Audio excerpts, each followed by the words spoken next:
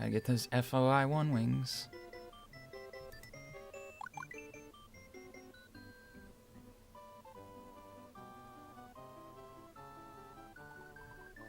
Alright.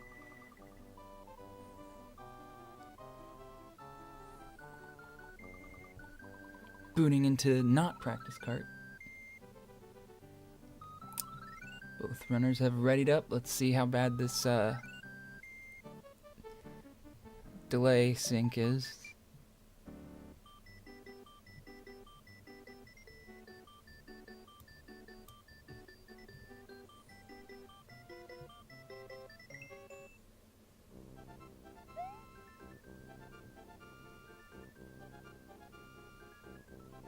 Okay, it's 3 seconds. I'm not going to bother changing it. It'll just make it worse. And we've started.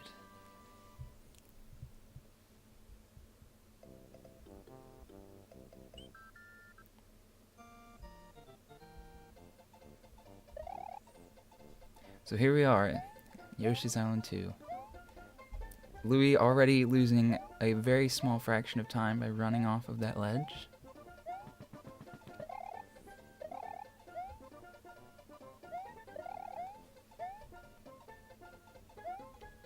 That means he will not be able to get a 361 at the end of this level. Calco doesn't get it though. So it's basically even.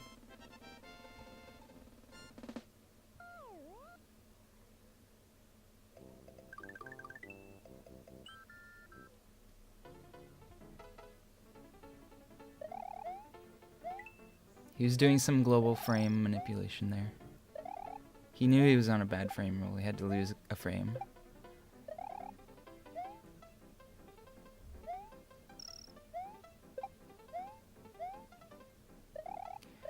I don't expect to see any errors in Yoshi's Island 3 here.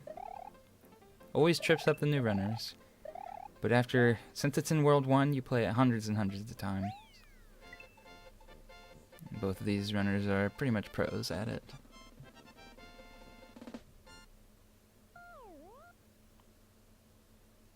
Did anyone get a cape this turning? Plenty of people got capes.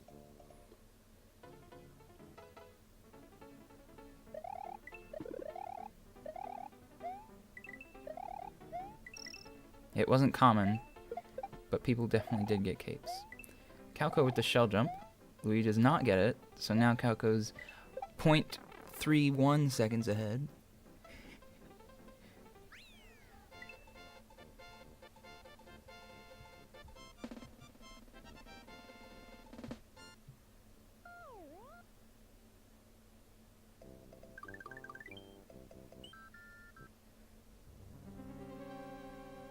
We'll see if Calco goes for the underball here. I saw him practicing it earlier. Decides to take it safe. That's probably a good option. Calco getting at 80 after missing the door, while Louie gets the 81. And both runners decide to get the midway point, which means they'll be grabbing fire here and probably keeping fire through all of World 2.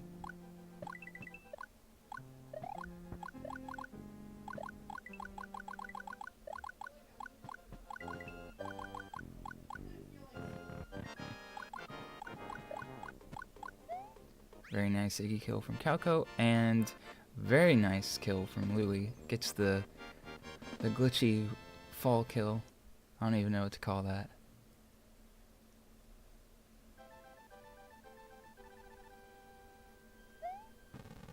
Alright, and Calco and Louie split at different times, so I won't be able to easily compare splits, but I think Calco's ahead just by 1/10 of a second or so.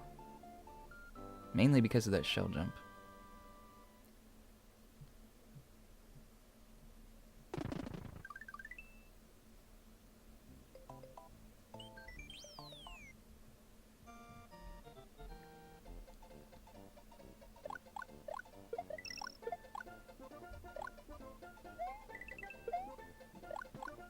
So here's Donut Plains 1, the first level that don't normally see the no cape strats for in everyday runs.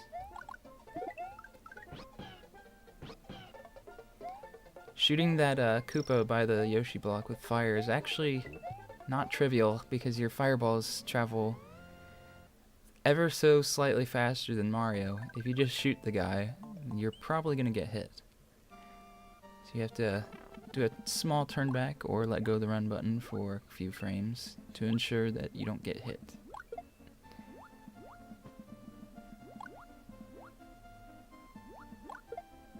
And then here in DS1 you'll see that neither of the runners are going in the pipe. That is only faster with the cape, because you get to fly up and grab the Koopa shell, which lets you swim faster.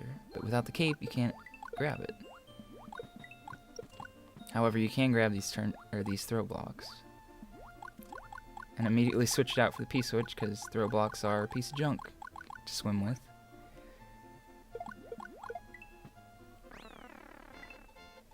Calco with a 242 DS1, which is really good. You really have to optimize those P-switch kicks at the end.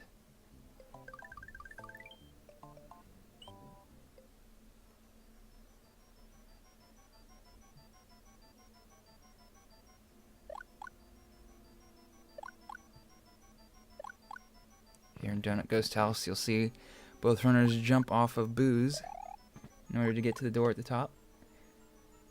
With a cape, you would just fly up, but you can't do that without the cape. So we use our Boo buddies to help us up there. The intended way of getting up there is actually to go through a few doors and spawn a vine and climb it up there. But that's slow. Alright. This is the bottleneck stage for No Cape, No Starworld because it is very tough. Calco nailing the left scroll strat, and Louie also gets it. I think Louie offers to go for a slightly slower variation of the strat, in which he runs off the edge of a platform to set up the scroll a lot easier. So Calco saved a small fraction of time on that level, but they both got 262s, which is amazing.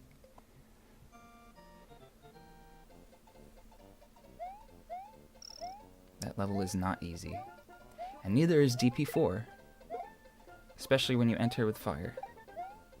Louie goes for his insane shell jump trick there, so he does save a few. Actually, I don't know how much that saves. It's got to be like a half a second or so over Calco for not having to run up the wall. Does have a little problem. The Goomba's in the air, but he's back on track. Calco going for world record strats with blue shell, which makes the ending trivial. But it is very difficult to get the blue shell there without destroying it.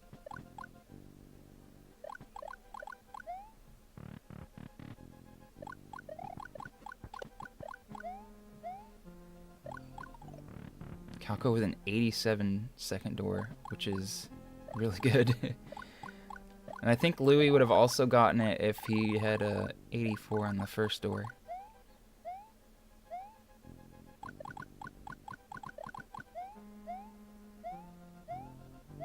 And then hopefully neither of the runners lose a cycle in this room.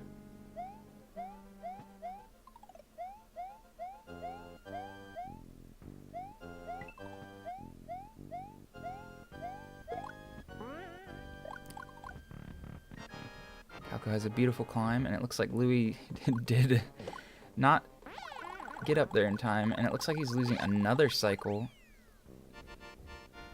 Looks like he was waiting for the dry bones so that he can bring the P-switch, the springboard up.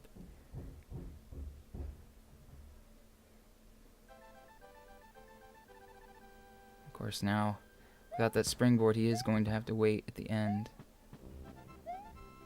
for the platform to stick out of the wall here.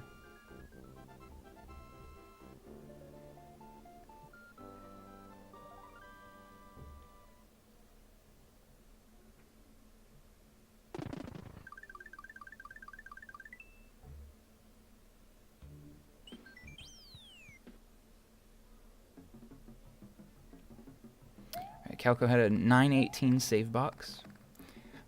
I only know that because I forgot to look at his fade out time. And Calco opts not to go for the backup flower that is right there on the floor that he just passed.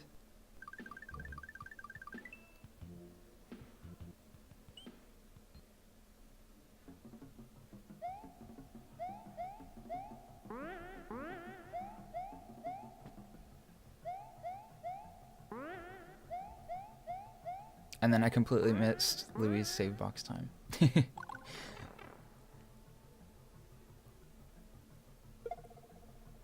Louis having trouble grabbing the blue shell, and then fails to get Yoshi. And what is he gonna do here? That was quite interesting. Oh, now how's he gonna get up there?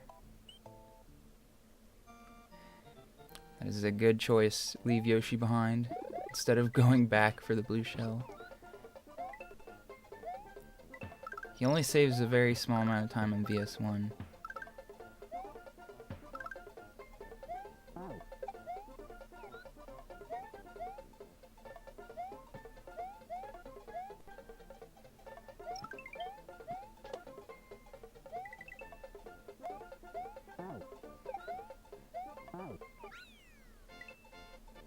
Calco gets through VS2, no problem.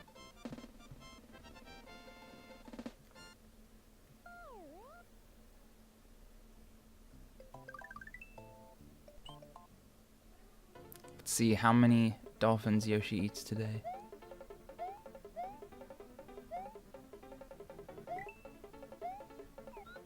There's one.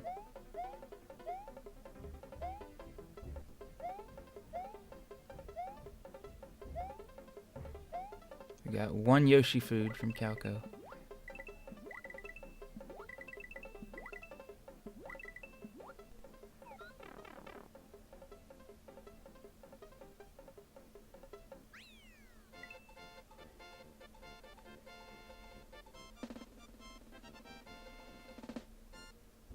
Louis has a good VS2 as well.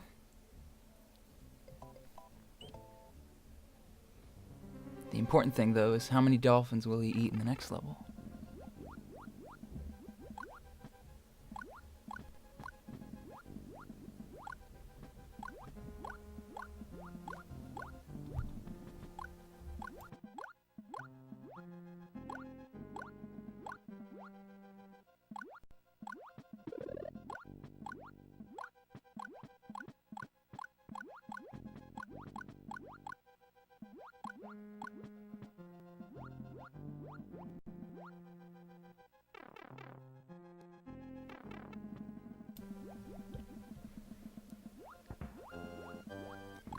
Dang it, I missed how many dolphins Louis ate.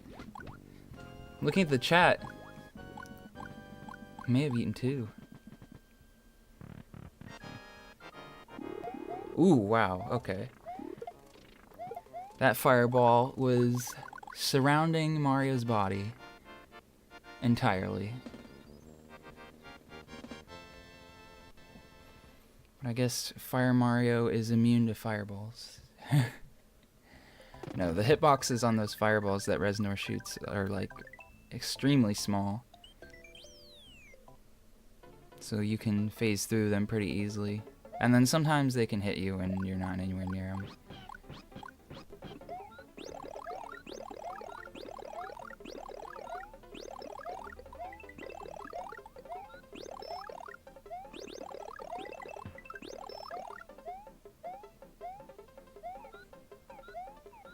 Hopefully Louis' Reznor acts a little better than that.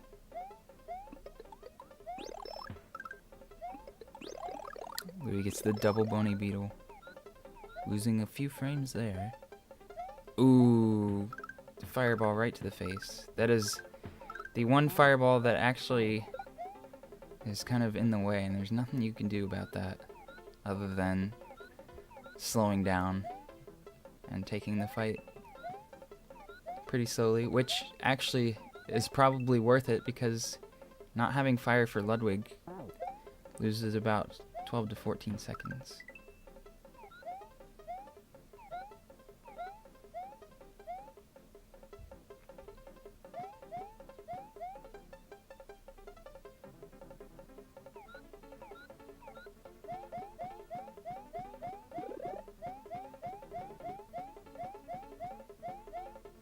And now both runners are in Butterbridge 1. Time to take a nap.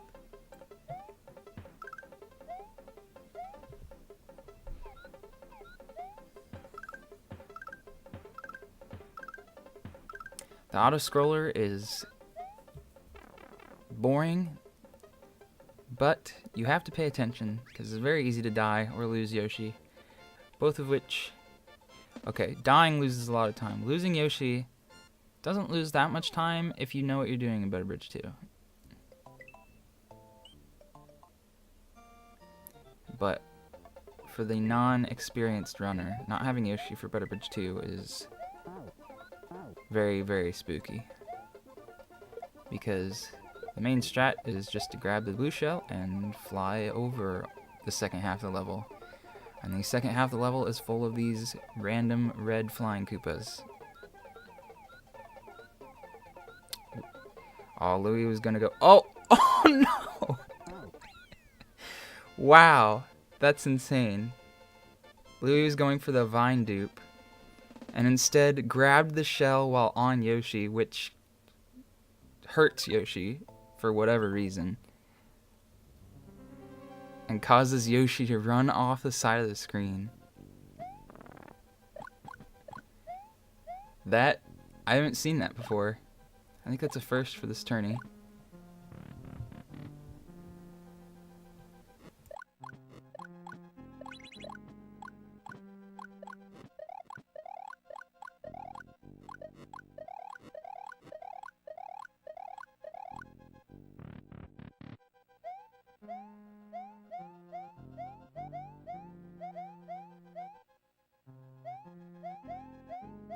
And Louis looks like he's going for Butterbridge 2 fast strats. Oh, yep, there's that random red Koopa I was talking about. Although it looks like he got through it just fine. Other than that one Koopa, which he was lucky that he was big for, that was a pretty decent Butterbridge 2 without Yoshi. And meanwhile, Calco finishes up Ludwig. Easy peasy. 2 fireballs and a stomp.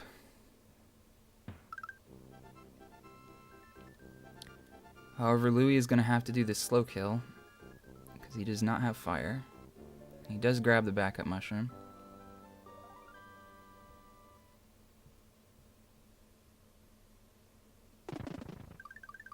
Takes a hit on the first Podobo. Those jumps there are very tight, and there's 4 of them right in a row.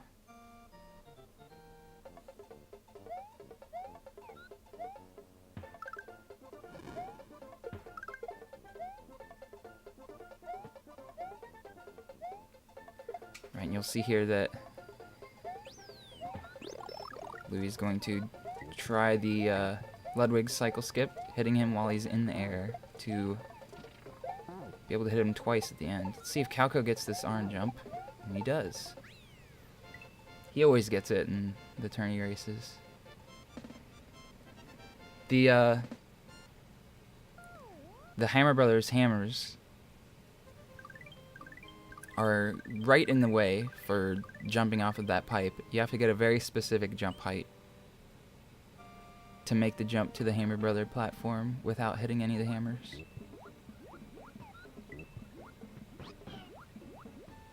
We'll see how Calco's clips go. First try, no problems there.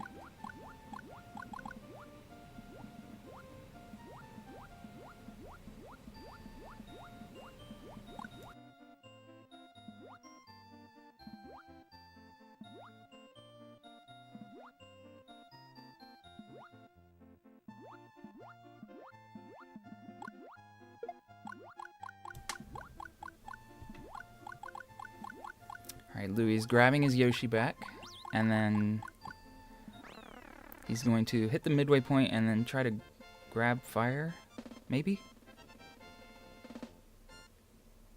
There it is.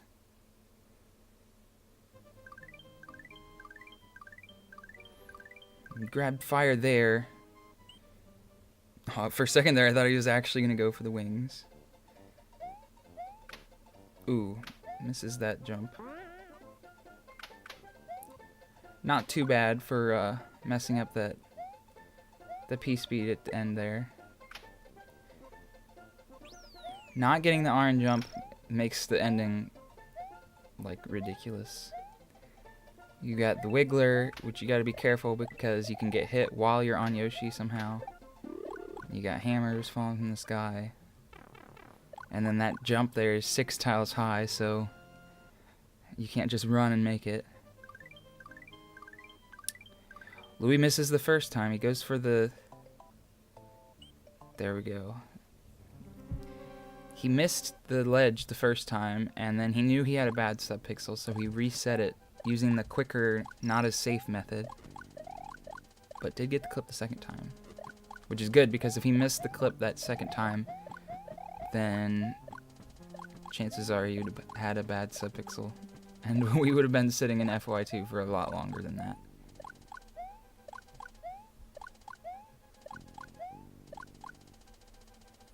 So Calco has both fire flowers here. He's going to damage boost through this spike section and hopefully grab his fire flower again, so he's able to kill Roy. And there it is.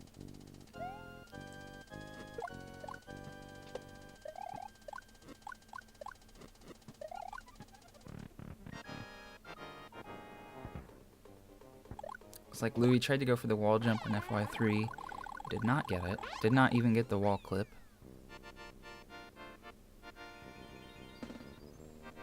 He does have his shell though, which he hits against that bubble, which I believe is the only bubble that actually gets in his way since he did not get the wall jump. If you do get the wall jump, there's another bubble that spawns like right above one of the pits. You want to keep a hold of that shell for that bubble in particular.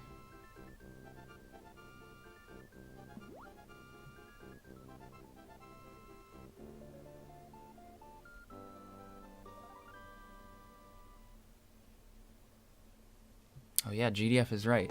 Calco is only 0.8 seconds behind his PB right now, which is the world record.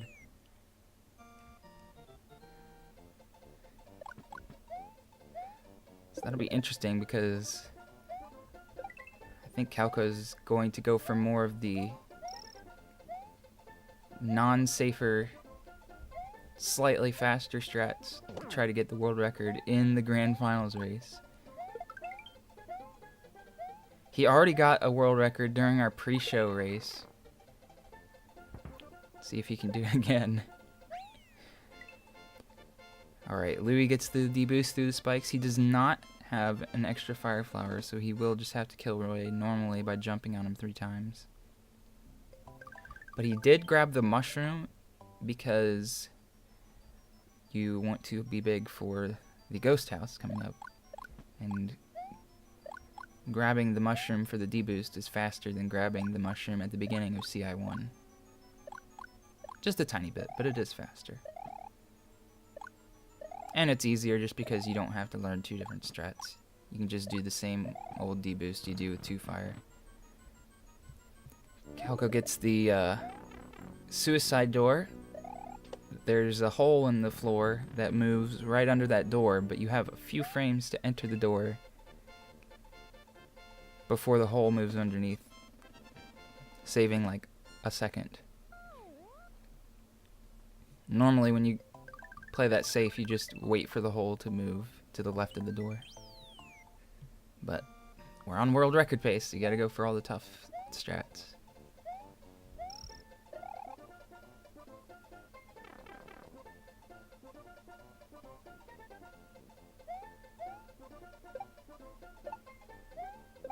Ooh, Louis loses P-speed for a bit. Manages to get it back. That is not a good place to lose it for good. Because then that jump over the pit by the slanted diagonal pipe is quite tricky to get if you're not used to it.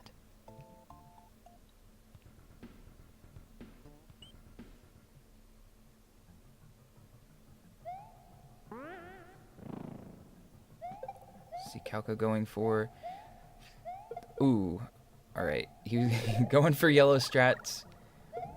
And gets a corner clip on the ledge, decides to grab the backup mushroom because that Chuck can throw footballs in your face, and the good thing he did grab it because he did get hit. Unfortunately, since this category is so optimized, I believe that is RIP world record. However, he can still be on very, very good pace out of this level. And Louis does not... Is he going to go for it? Got the no D-boost Sagan hop. Oh, I missed exactly what happened for him to miss that hop. But he does know the damageless version.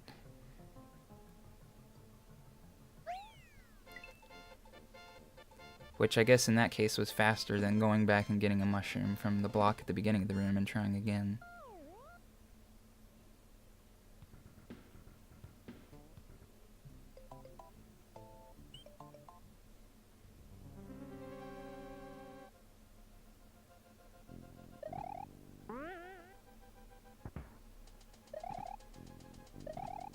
Calco in Wendy's castle takes the damage against the Podoboo. See if he goes for undersaw here. Gets it like it's no problem. Stays small for the second room. He's still going hardcore.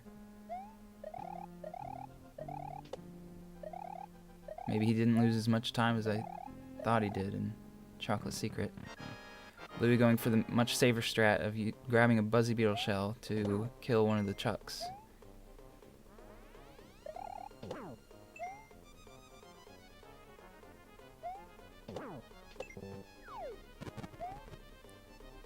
With that, Wendy is dead. Oh, nice wall clip swag. Ooh, Louis takes damage on one of the Buzzies, trying to keep P-speed. And with that, Calco is 4 seconds behind of the world record out of Wendy's castle. And according to his splits, he only has a second and a half to save. So, not world record pace, but still mid 34 pace, which is insane for a race.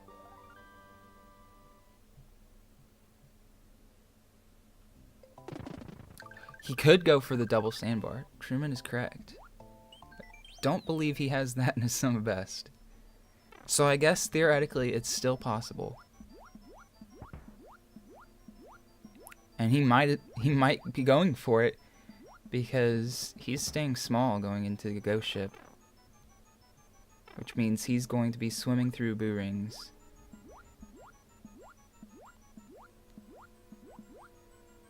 Which, honestly, if you practice a little bit, isn't too difficult. But it sure is spooky. Louis also gets the undersaw jump. I believe you have 2 frames to tap the spin jump button to make it under that saw without getting hit. Swimming through boo rings is easy. Calco shows it off right there. And even skips the star, which I believe is actually slower than optimal lag reduction strats with the star, but getting optimal lag reduction strats is not easy. Plus it just makes this room much more spooky with the ghost house music. Whoop.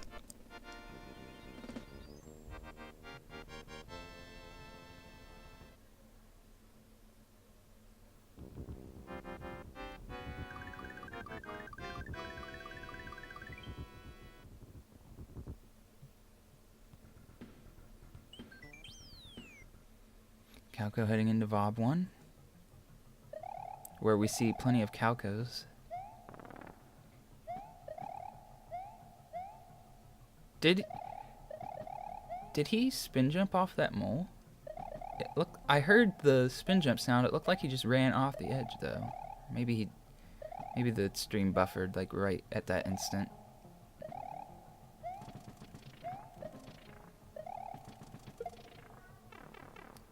Anyway, a 361 and Vob 1 no cape is amazing. We see Louis did grab the mushroom. Oh, but he takes the hit against the first boo.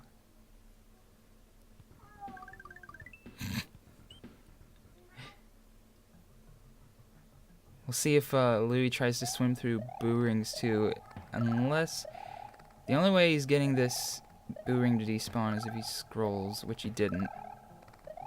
Oh, he tried. But just barely touched that boo. Shows you that swimming through boo rings is not free. Calco setting up for sandbar. Gets the first one, no problem.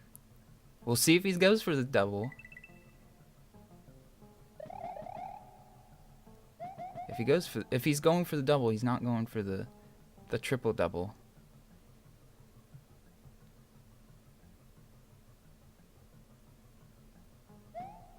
He's going for it. Oh, he missed it. That would have been so amazing if he did get it.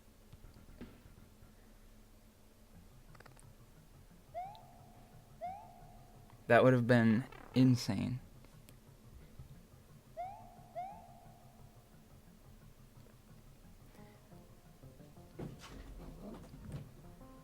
Please excuse the cats in the background. No idea what they're doing. Anyway, Louis gets the traditional sunken ghost ship strat with the boo ring deboost. And does grab the star in the falling room.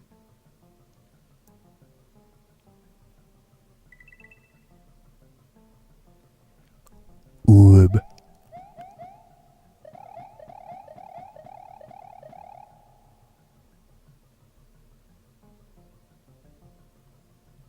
Laura, whenever I bring the cat to the mic to commentate, he just shuts up. I've tried.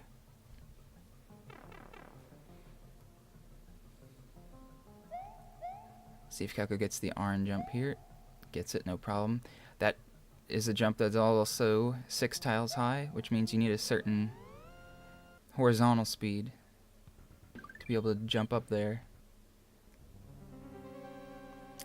Seems like you get it about 2 out of 5. It's either 2 out of 5 or 3 out of 5. It feels more like it's 2 out of 5.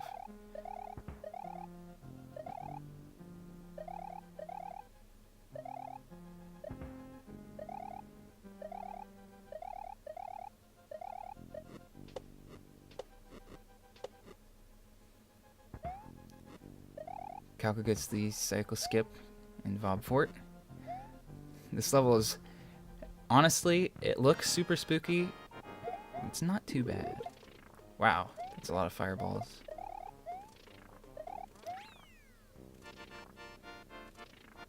Resnor's being mean.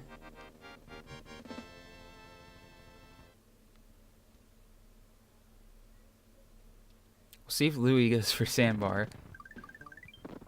Just try to save some this time. Probably did not go for it.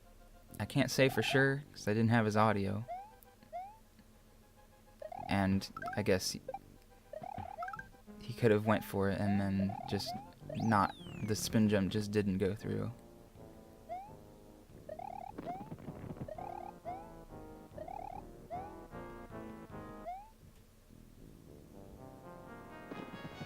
At this point, it's going to take a lot more than a death in Bowser from Calco for Louis to come back. Unfortunately, Louis made too many major mistakes in the early game. Also, I think Calco hit Bowser a little late there.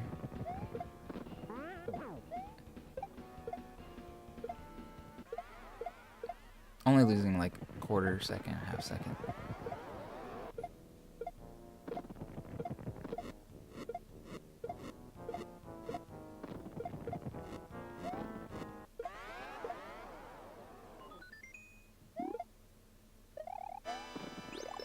Oh, can Louis save it?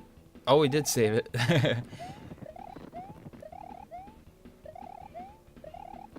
Ran Getting off that edge. Somehow the dry bones threw a bone and paused so he didn't run into Mario. Oh my gosh. Got the double cycle skip. That is a very, very spooky strat. Impressive though. Very impressive.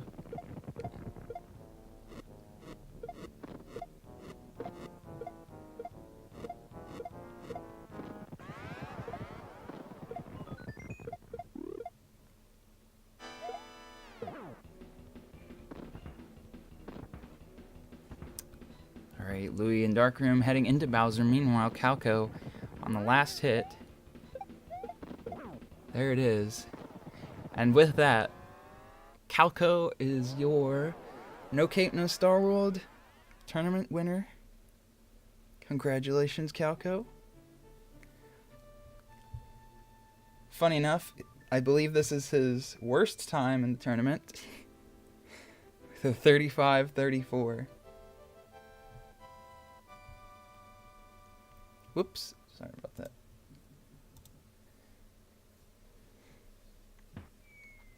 Don't you just love Windows?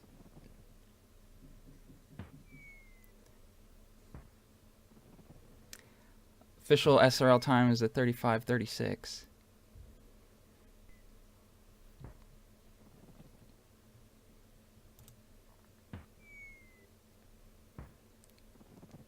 They are technically both on Bowser at the same time. Or they were.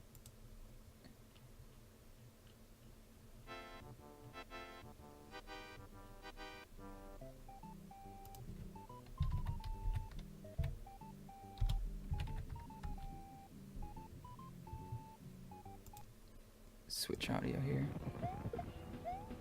Let me know if it's too quiet, too loud.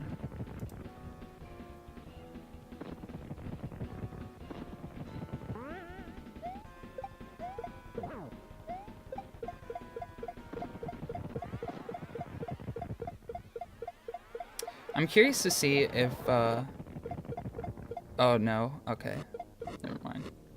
I was gonna say I'm curious to see if Louie could get a gold split with that fort, but that level is included in the same split as Vob 2 and Ghost Ship.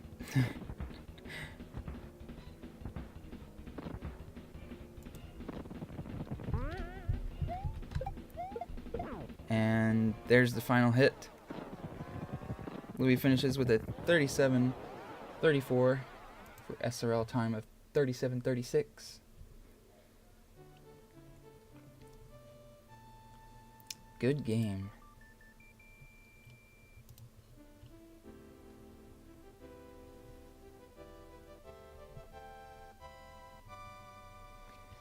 And with those two races, Calco's average falls to a 35.04.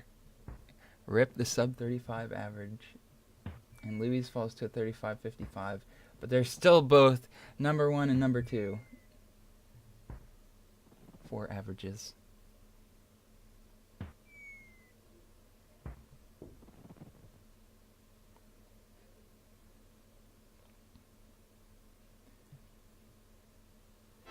Both of those are still amazing for averages because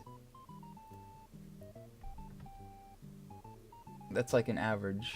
So for every run you have that is like a 37, you also have one that's like a 34. Or just be Calco and get all 34s.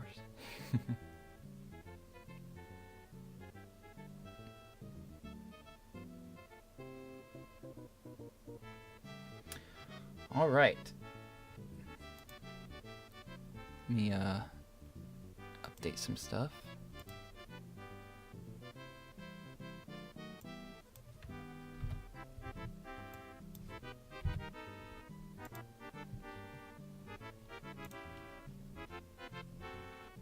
And we will move on to the closing ceremony, if you want to call it that, for the tournament.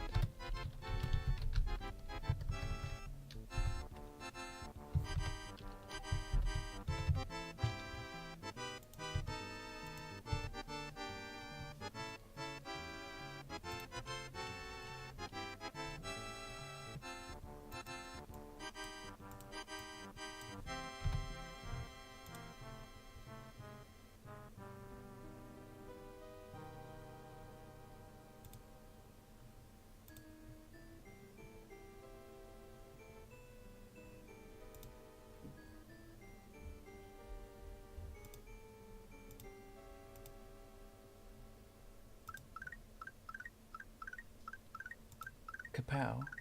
Aw, it didn't do this slide thing.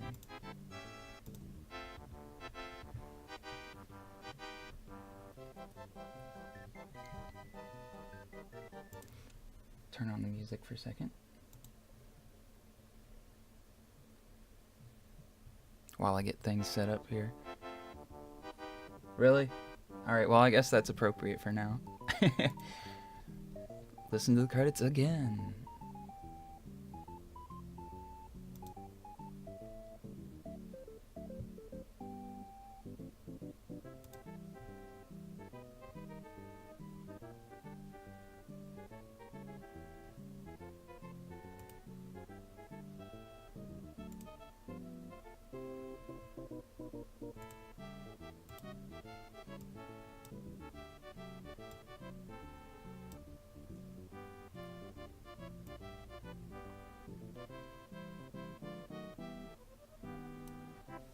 But yeah, congratulations again, Calco, for winning the No Cape No Starworld tournament.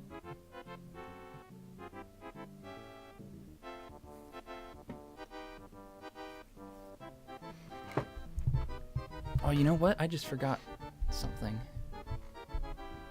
I think I have time to add it in. Okay, give me one more moment. One more moment.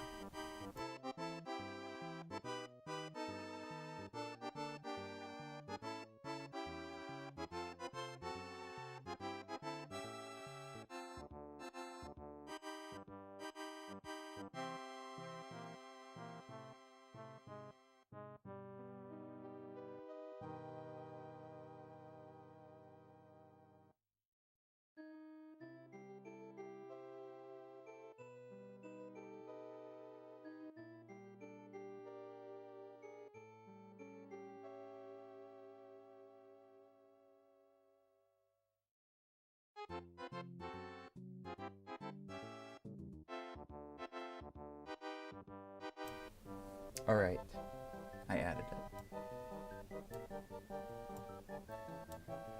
So, let me turn the music down a bit. And... Kapow. My beautiful PowerPoint presentation. No Cape No Starworld tourney wrap up.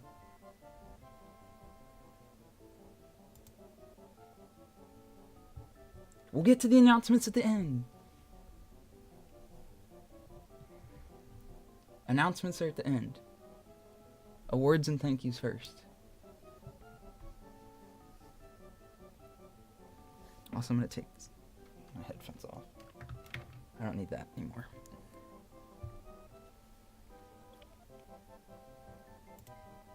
Okay.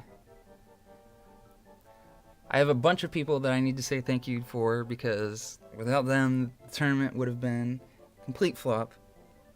I knew going into this that No Cape No Starworld was not a super popular category, and I kind of expected that this tournament would not turn out would not have as big of a turnout as some of the previous tournaments have. But I still think that this tournament was one of the best executed so far.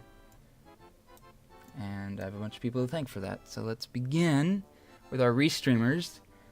We had a bunch of people volunteer to restream matches on the SNW community stream.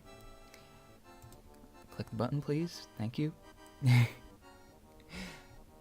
And basically their job was just to capture the feeds, balance the audio, make sure everything was good. They were basically the head honcho for the match at the time. And they're basically the runners behind this. So I have a bunch of people to thank for this. First of all, our first award, the Master Restreamer, goes to none other than Twitchmaster for restreaming almost half of all of the streams that got restreamed. So thank you so much, Twitchmaster, and thank you everybody else who's listed up here for restreaming at least once during the tournament. That really helped out.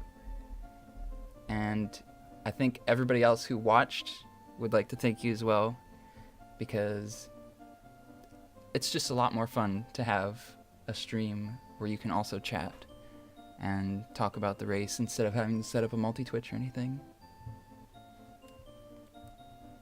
And then, as a side note, we this wonderful award called the Librarian goes to Umario for highlighting all of the matches on this stream, on this channel.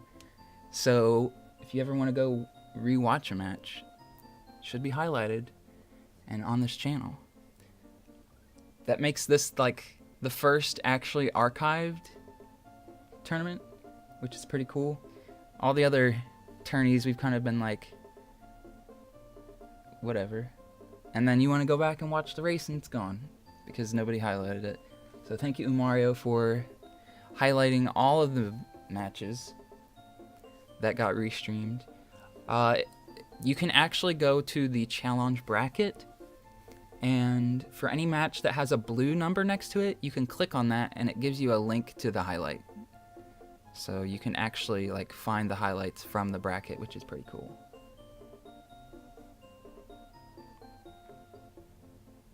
We could export to YouTube. That is a good idea because the Twitch player is terrible. So we'll work on doing that because that's a good idea. Anyway, moving on. Next to our restreamers, we have our commentators to thank. We had so many commentators.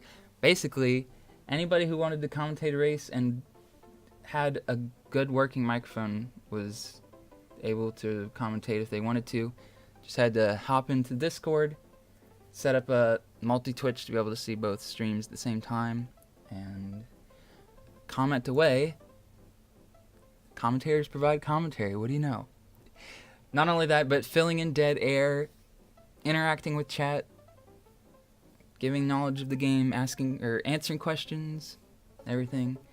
So we had a bunch of people, and I want to thank everybody. But first, our master commentator, the #1 person who commentated the most matches, is none other than Ben, or Quite Super Mario. He commentated about 1/3 of all the matches that got restreamed. And I think everybody kind of noticed when he was gone for a week or two, and suddenly there weren't very many streams with commentary, and everybody's like, where'd Ben go? So thank you, Ben, and thank you everybody else who's on this list. There's way too many names for me to name them all. Without you guys, the tournament would not have been as interesting, so thank you. And Ben's amazing accent, that definitely helped. Alright, so before we get on to the real awards, since I'm like a stats nerd, I've got stats. So, on Challenge, you'll see that there were 122 matches. Out of that, 102 of them were actually played. 20 of them were like forfeits or something. That leads to about a percentage of 84%, which is basically the same as the All Castles tournament, which was also, I think it was like 87 is what I calculated, but much better than the No Starworld tournament, which was 75%, and it didn't even finish. So the fact that we still got a bunch of matches in is pretty good. And of those, 84% were actually restreamed, which I think is a big achievement for this tournament. We had not all, but almost all the matches were restreamed, and almost all of those got highlighted. A few of them like escaped and didn't get highlighted because the VODs only last for 2 weeks, since we're not used to them lasting like 3 months, but tried to highlight them as soon as possible. So most of these matches are highlighted, and if you want to go watch them, they're there. We only had 16 did not finish matches. So out of those 86 that got streamed, about 70 of them were actually one-on-one and both people finished, which is also amazing. So good job everybody for not giving up. And of course, more stats. Here is a list of the top times, which arbitrarily goes to 17, because I wanted to show how much Louis and Calco dominated this list. Out of let's see, all of Calco's runs, all 6 of them are up here. And 3, 4, 5, 6 of Louis' are up here too. So, no wonder those 2 people were in the finals. Okay, so out of the entire tournament, we had 186 runs. Not matches, but runs. So, like, 1 match is 2 runs. 4 of those runs were sub 35, as you can see on the list. Calco was 3 of them, and Louis had 1. And 25 of them were sub 36, which I think this is amazing, because when this tournament started, there were only, like, 5 people with a sub 36 or something insane. It was, the category was like neglected or something. Nobody ever ran it. So the fact that there's so many people that, like, if you just take a look at the leaderboard, all the runs that are like top 20 are within the past couple months. So GG to everybody, because this category has got revitalized from this tournament, which I think is pretty cool. Also, another figure is 123 of those runs were sub 40, so decent runs, which is way more than half, so that's pretty cool. And the tourney average ended up being a 40-45, and that also includes today's match, so that's pretty good. Alright, enough stats. Let's get on to the real awards. Alright, so the first actual award I have is for most improved. We had, like I mentioned, nobody really played this category before the tournament. So we had a bunch of people join that hadn't really played, and by the end of the tournament, they were insane. So I have to give this award to Silver Star. He entered the tournament with a 36-38 and got 15th seed, and now he has a 34-52, which is 6th place on the leaderboard. That is an amazing improvement for during the tourney match. That's pretty cool. So, good job, Silver Star. You earned it. Next, our awards go to the closest races. Now, I had to give out 2 of these because one of them didn't have a highlight, and it kind of I felt bad giving out an award to somebody and like they aren't able to see it. So I picked 2 because two of them were within 10 seconds. So, whatever. And the first match is Twitchmaster versus Dutch J. That race ended in a 37:05 to a 36:59. That was the closest match of the tournament, difference of 6 seconds. And this is the one that doesn't have a highlight, so we can't watch it again. Dang. But the second closest match was Akisto versus Mostly, and that match ended up being a 37 flat to a 37:09, a difference of 9 seconds. That one is highlighted, and it was a really good match because Akisto was like over a minute behind going into VOB, and Mostly was able to bring it back and almost won, but did not catch up quite. So GG to those people, and thanks for keeping it interesting. Next, we have the Out of Nowhere Award, which I had already decided who's getting this award before the tournament even started because I'd never heard of this person before in an SMW context. I was like, how is this person so good already? And that goes none other than Krill, because he got a low 36 in No Cape No Starworld in like a month, which is insane for a category like this. I just remember as a leaderboard mod, I see all the runs that come in. I was like, okay, this guy's got a 40. I know that he signed up to be on the tournament. And then like within a month, he's like submitting PB, PB, PB, PB. And now he has I believe a 3502, I want to say. Very low 35. So, congrats to Krill for the Out of Nowhere Award. Alright, the next award, the Losers Destroyers, which goes to the people who got knocked into the losers bracket fairly quickly, but then was able to hold on for a pretty long time. The first of which goes to Chab for getting knocked out in round 2 against Akisto, but then managed to win 4 matches in a row in the losers tournament by getting 37s and lower, which that's pretty good. The second person is Dutch J, who got knocked out also in the second round and won 4 matches in a row. Did not perform as good as Chab, but he did knock out both Twitchmaster and Truman from the tournament, both of which are like seasoned SMW players, so that's pretty impressive.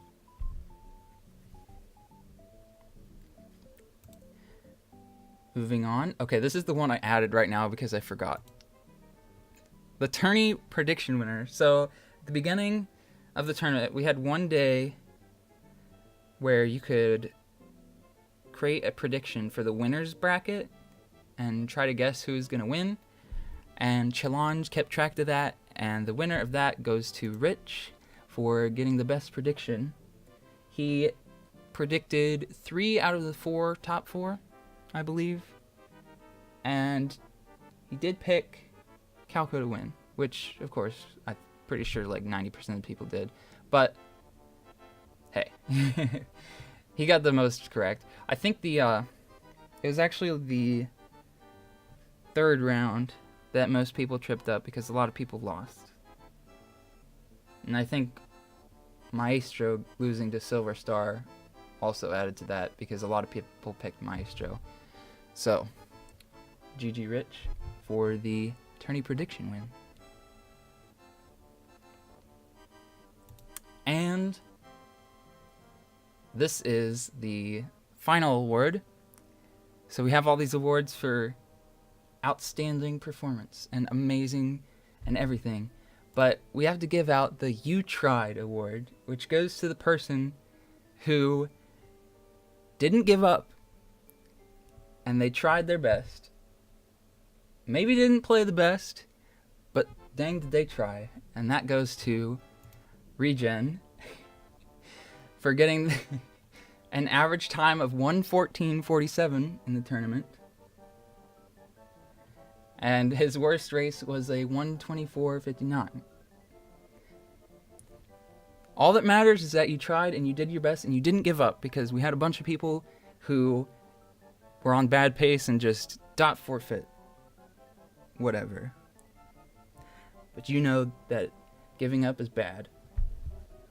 So good job, Regen, for not giving up. You did your best. Alright. Enough of that. I have some extra special thanks to give out. Obviously, Truman and Aaron were the 2 people who helped me set up the tournament. And anytime I had a question or didn't know how to run something, they were the 2 people that I asked first. So thank you, Truman. Thank you, Aaron, for helping me with this. I really appreciate it. And then, of course, thank you for watching. But seriously, the amount of viewers we got and just overall hype for the tournament was pretty cool. So thank you anybody who watched, anybody who just took part, anybody who joined the Discord server, any sort of participation whatsoever. Thank you so much, because the tournament ended up being a very cool success. And that is the end of my PowerPoint presentation. Let me kapow back to this so I can give out final announcements. Final announcements. Okay. 2 announcements. Number 1 is that the tourney Discord is going to not be deleted. It's going to be put into read only for the time being, because apparently there's a way to like archive a server. I haven't really looked into it yet, but that's what I'm going to do eventually. I'm going to archive it so that if you want to go back and read the messages, you can. It's kind of dumb that Discord doesn't have a way of doing that itself, but whatever. For the time being, it'll be put into read-only, so it won't get deleted. If you are one of those people who can't stand being in 100 servers at once, you can leave because there won't be much going on in it. However, what I will say is that won't happen for another few days. There is a feedback channel that I made, and I would encourage everybody who has any feedback, positive or negative, to post your opinions, because that'll help make the next tournament better. I already have gotten a lot of helpful feedback so far, so everything is welcome. Alright, and then the second announcement, which is going to be very vague because we haven't really planned it much, but the next community event will be a Community 960. Anybody is welcome to join if they want. It is a really long thing, so make sure you have the time to do it, or just try your best. That's fine too. You'll want to talk with Aaron if you have any questions about that, because he's the one that's organizing that. But we do know that we are going to set up a hub stream on this channel. If you're familiar with the 602, it's going to be something like that, where you'll be able to just see where everybody is in the 960. And it'll keep track and everything. So look forward to that if you're interested.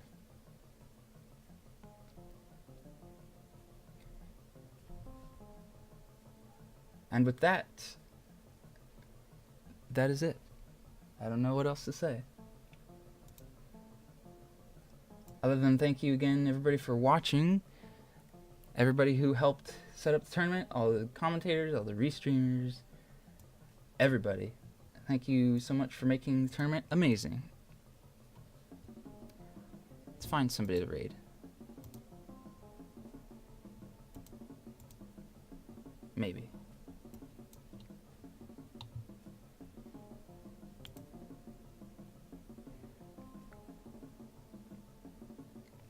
Also, I hope that the music wasn't too loud. I can't hear it because I took off my headphones.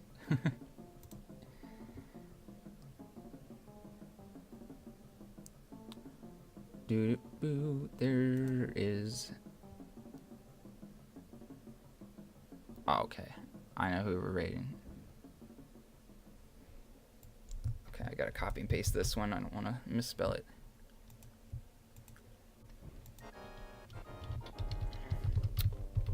Everybody, go watch BK. He's streaming a SMW ROM hack. I think he'll appreciate the support.